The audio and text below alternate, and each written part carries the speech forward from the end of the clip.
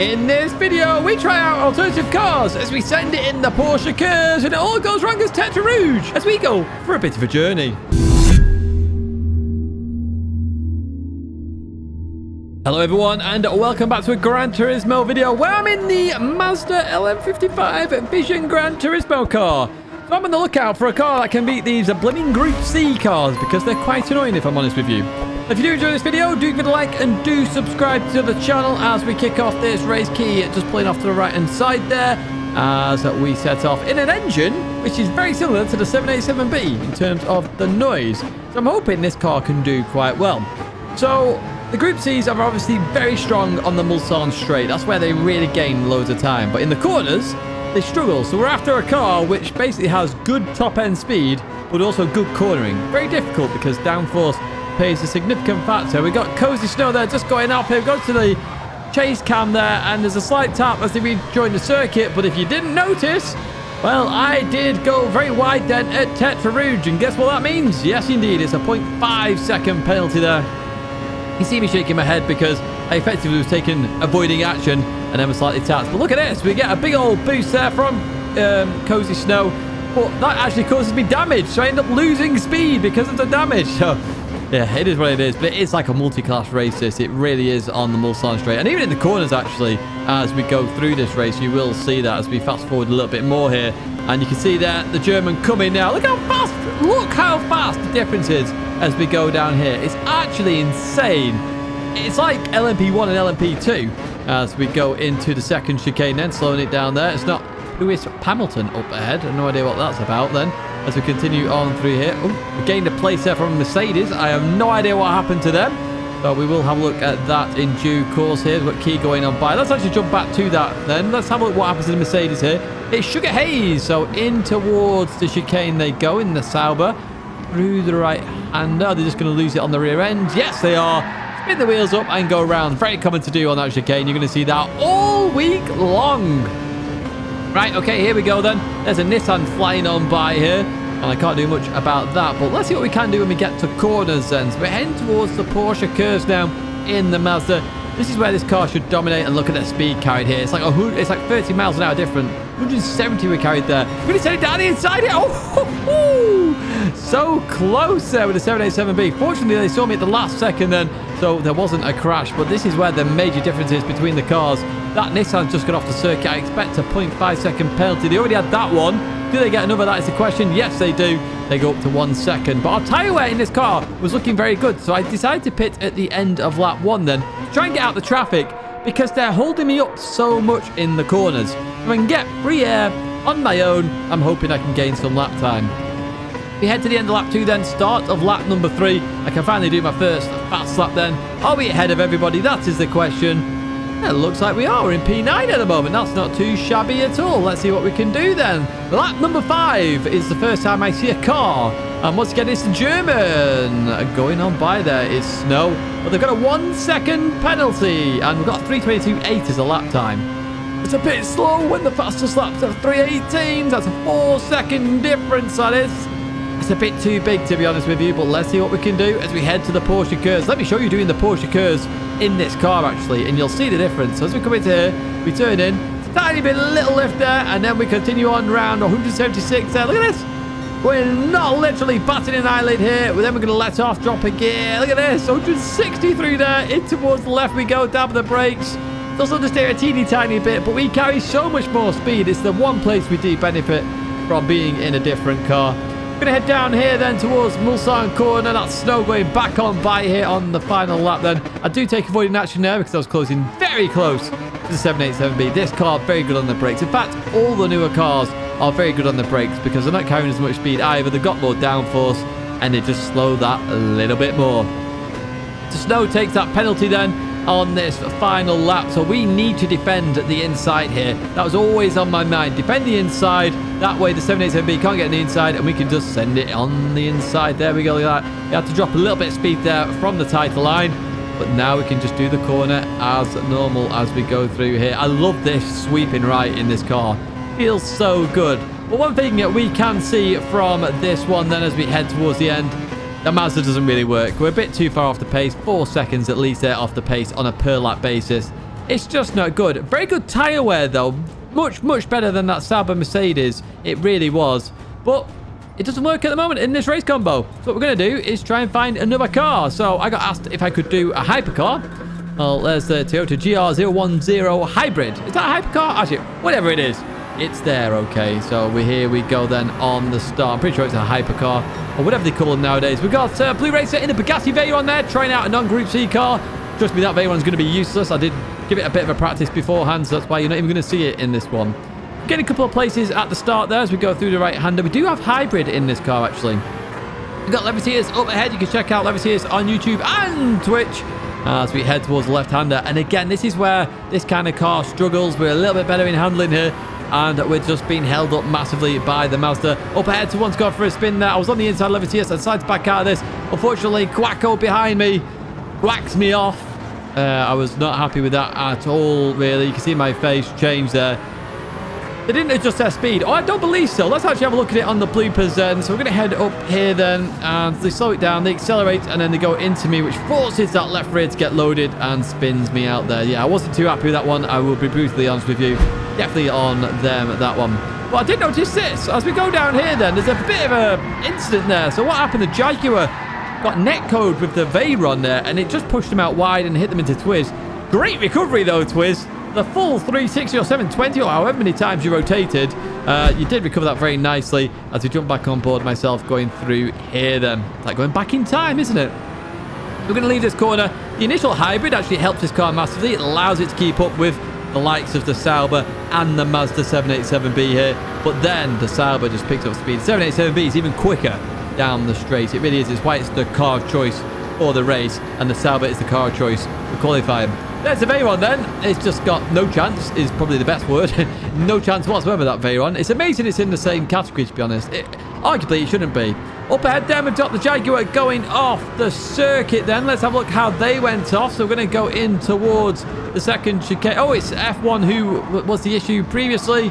And Twiz is going to punt them off. Now, I don't agree with that in the slightest. If you actually watch the replay back, Twiz, you'll see that it was netcode that caused it. I'm going to send it down the inside. Fortunately, the Italian ghost there, so they unghost. They spin the wheels, and I get nearly sent into the barrier. Fortunately, I survived, but I ended up with a bit of damage.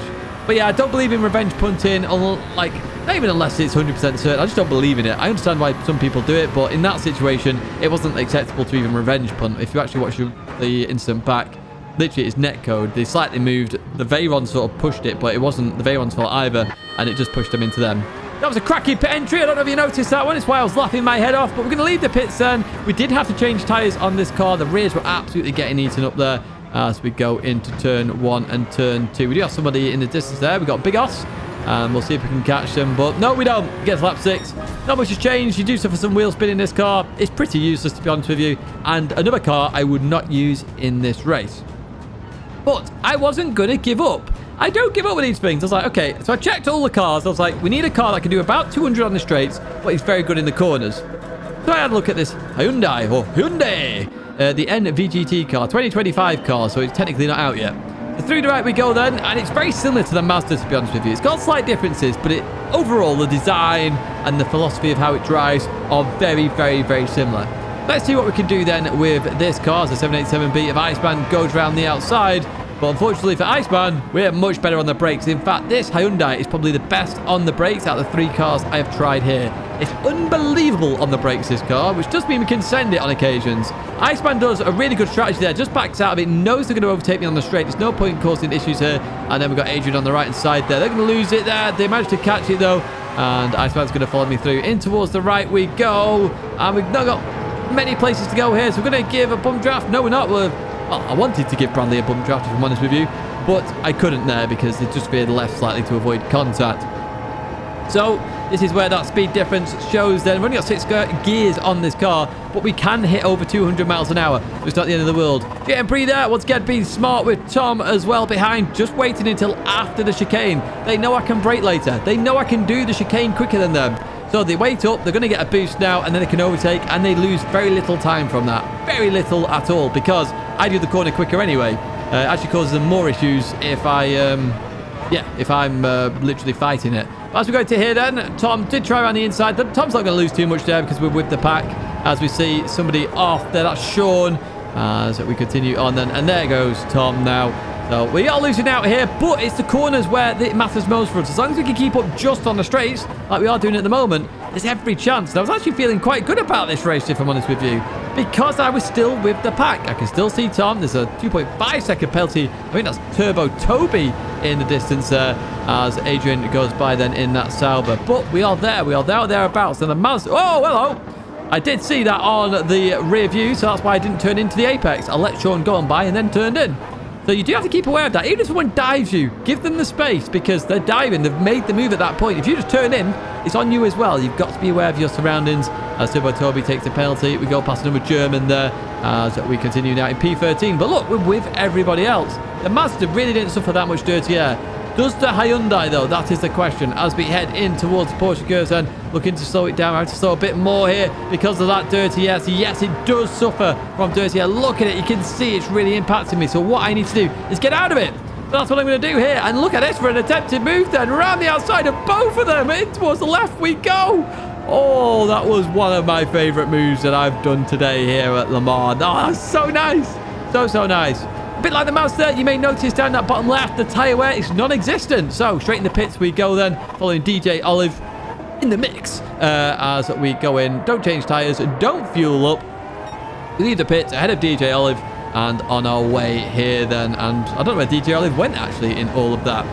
We advance to lap number 2 then. We've got a couple of people coming on by here. That's Tom and Turbo Toby going back through then. But I just need to stay with these guys, okay? If I get ahead of them before the Porsche curves, it's much better for me, if I'm really honest with you, because I can just fly through them. Oh, Turbo Toby goes round there. Pretty sure that was wheel spin. I'm hoping I didn't hit them, actually, looking at that edit. But at the time, I definitely didn't think I'd hit them at all there. So apologies if I did there, Turbo Toby. But it didn't look like it. It looked like you were too far ahead.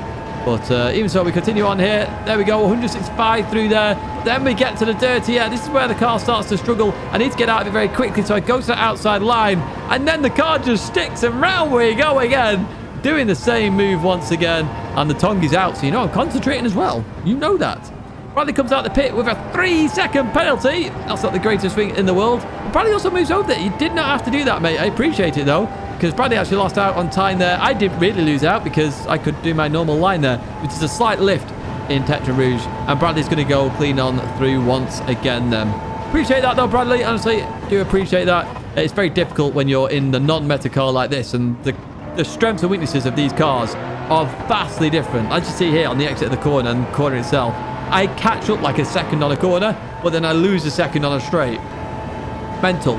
Speaking of which here, look at this, a multi-class. Tom doesn't go for the move here, backs out of it, waiting till after the chicane. Again, good, smart driving that. It's really, really smart to do. He could have gone for the move and sent it, but I was still there technically. Now you could say, Tidge, why wouldn't you just back out of it? I can't. That's my strength. I've got to go for it. That's where I maximize my time, so I will never do that. In towards the right hand we go. There's DJ Olive. No idea where they disappeared to, but they're right in front of me right now. We're now here then, and unfortunately Tom made a mistake there. Olive let off to let Tom come back on, and I absolutely rear-ended DJ Olive there, completely on me. However, I did give them a nice boost, as we've got Sunez going on by then. I'm not sure that's the football manager, is it? Sunez? Anyway, in towards the left we go.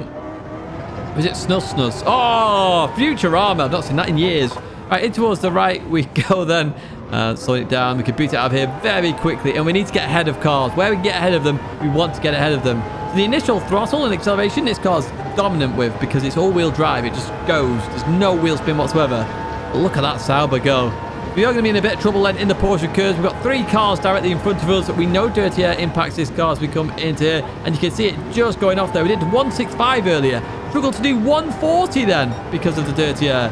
As we go into here then, trying to go around the outside then. Can we do it? Oh, we jumped to chase cam then. We are there. Oh, they do not see me at all then. Through the left we go. You see my face. I was not very happy. They were not checking the radar there. The awareness was not there. And they get a penalty as well as we continue on in towards the chicane. So a bit frustrating that, because obviously this is my strong section, and now I'm compromised here.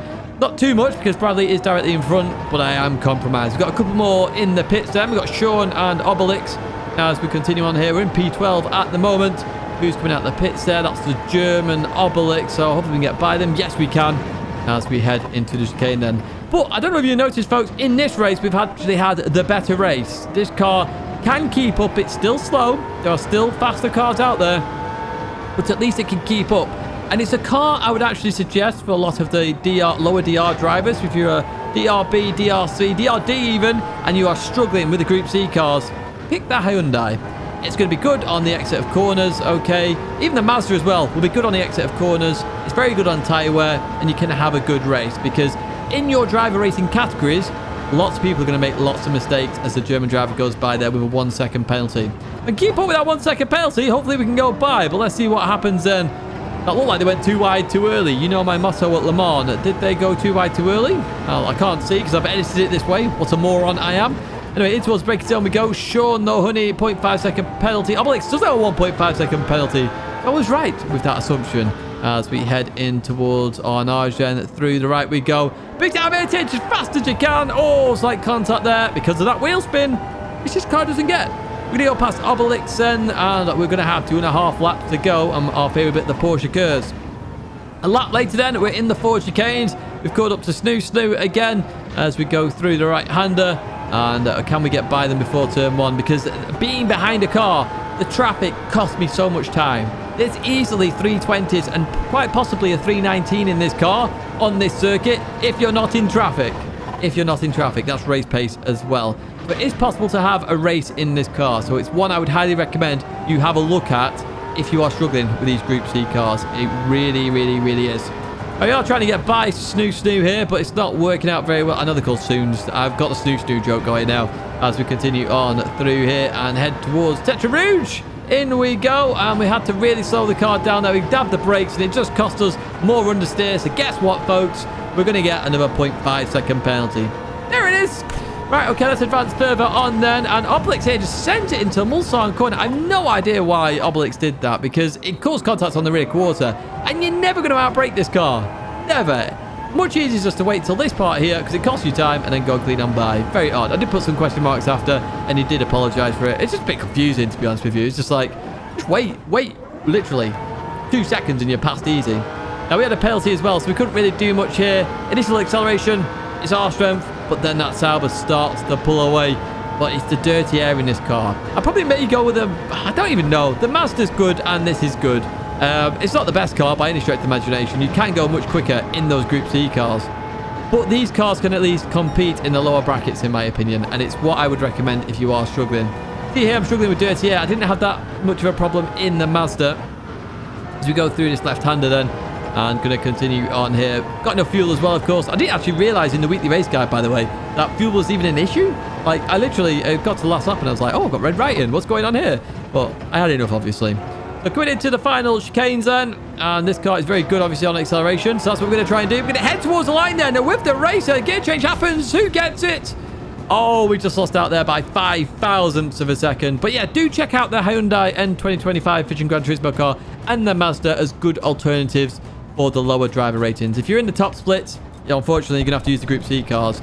This class is well and truly broken, as you have seen. If you have enjoyed this video, though, do give it a like and do subscribe to the channel to stay in touch with all the latest content.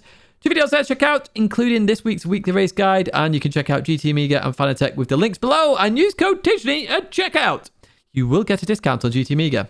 That's going to be it for me, though, folks. A big thank you for watching, as always, and I hope to see you in another video live stream again very soon.